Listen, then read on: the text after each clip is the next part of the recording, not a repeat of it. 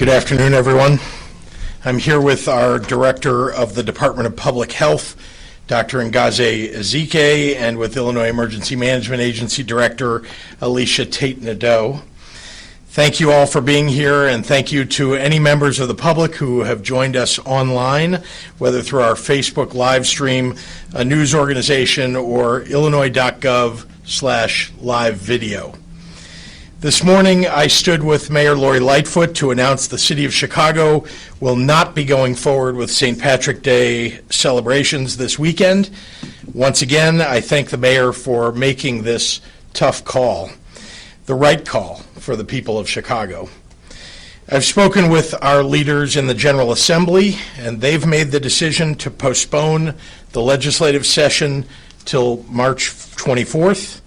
We'll continue to work together to evaluate the situation and take additional steps as needed. We're also working closely with our State Board of Elections and our county authorities on the upcoming elections. I want to encourage all eligible Illinoisans to request a vote-by-mail ballot at elections.il.gov.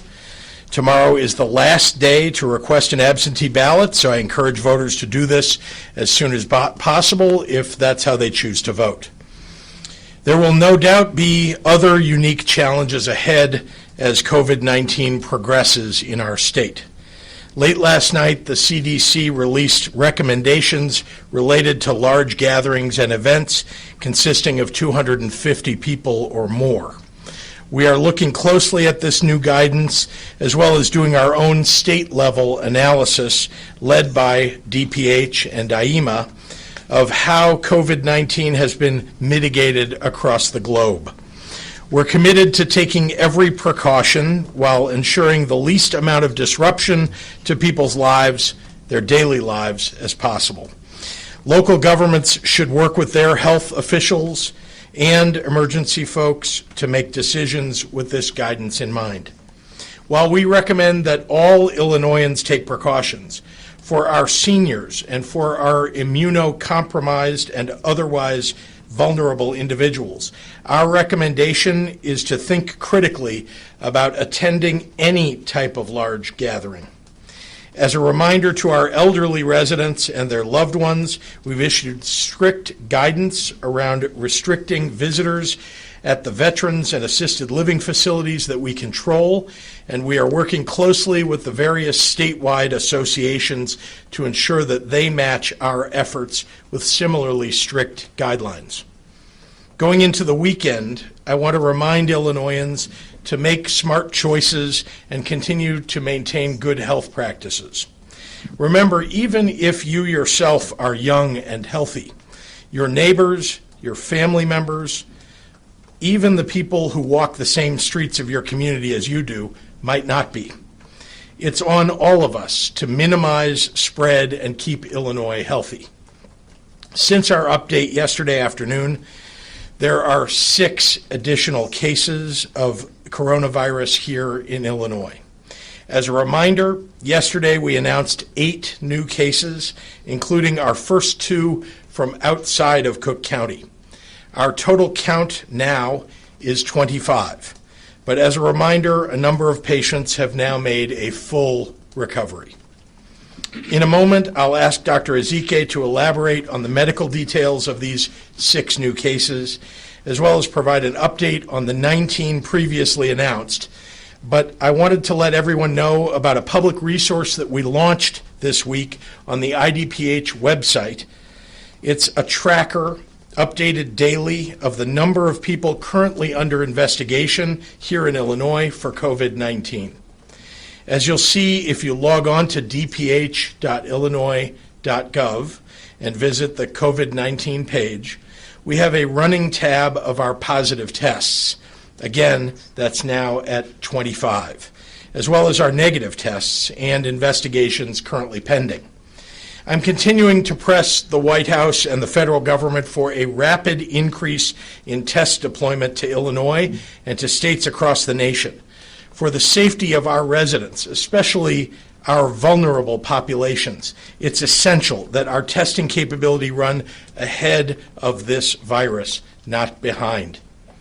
Thank you, and now I'd like to turn it over to our Illinois Director of the Department of Public Health, Dr. Ngozi Ezike. Doctor. Thank you, Governor. As the Governor did mention, we do now have 25 cases of COVID-19 here in Illinois, and we're continuing to monitor cases as they're identified, and we'll continue to notify you. So most of the cases have been in Chicago and Cook. We do have amongst these new cases a Lake County resident in his 50s. The other 5 additional cases are in Chicago and Cook, as I mentioned. We have a gentleman in his 80s, 2 men in their 70s, a woman in her 50s, and a man in his 40s. Again, we are actively investigating these identified cases now. We are investigating the travel histories, the exposures, trying to identify any close contacts of these now known COVID cases. All of these new cases are in isolation, whether it's home or in the hospital. So with these new cases, we are seeing more spread in our community. And again, I echo the governor's comments that we need to be mindful if anyone is experiencing symptoms, has been in contact with any of these cases, that they should notify their provider.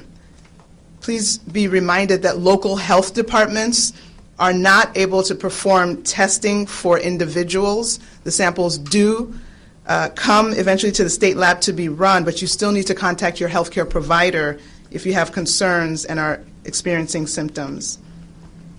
Let's remember again that our older individuals are most susceptible and have seen from reports around the world the most severe complications and unfortunately fatalities.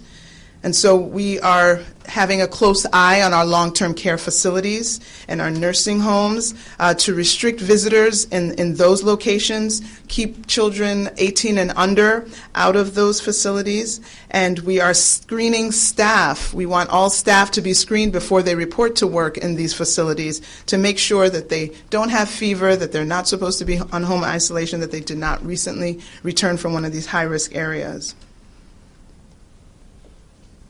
If you are experiencing symptoms and you feel you need to go to the emergency room, please call ahead and notify someone that you will need to be met at the entrance so that we can mask and cover you, and so we don't expose additional people, additional healthcare workers, people in the waiting room.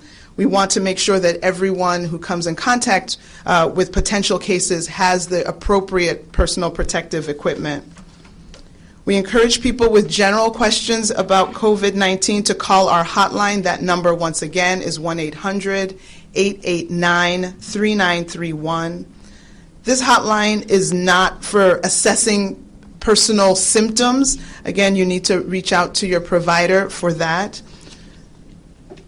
We will make sure, as we have been doing daily, to announce any positive test results.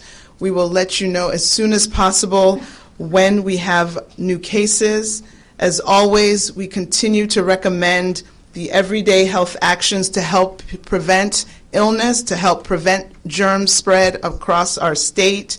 Again, you all know what those are, but it's worth repeating. Wash your hands, cover your cough, stay home from work or school or public places if you're ill, and disinfect regularly, touch surfaces frequently.